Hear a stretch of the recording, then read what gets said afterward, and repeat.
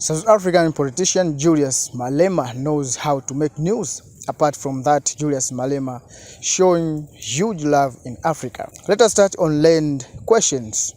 To Bol and Malemaism, the question of land ownership is the alpha and omega of the economic freedom fighters' philosophy. Julius Malema used land as a major talking point in this campaign. Under an EFF government, he said land will be nationalized and both so-called private and public and residential land, it will all be under the state ownership.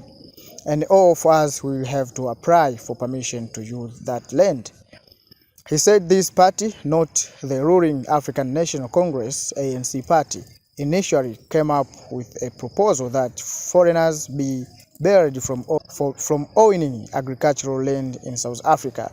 Malema said that the majority of land in South Africa is still owned by the white South African, a claim that is hard to verify since the nation statistics agency is still using data from before the end of apartheid, but there is still undeniable economic divide since the end of apartheid in 1994, according to a 2014 study by Statistics South Africa. 9 out of 10 South Africans living in property are black.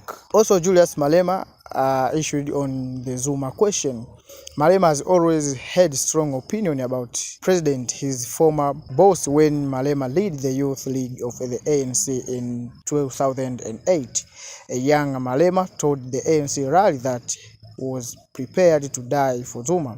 He changed his tune after the ANC expelled him from the Youth League in 2011 for sowing division within the party. Also, on the other hand, Julius Malema speaking about the color question. Of all of the things Malema was done, perhaps his own words about race have hurt him the most. In recent years, he was convicted of hate speech for singing an apartheid-era song that called for killing of white farmers.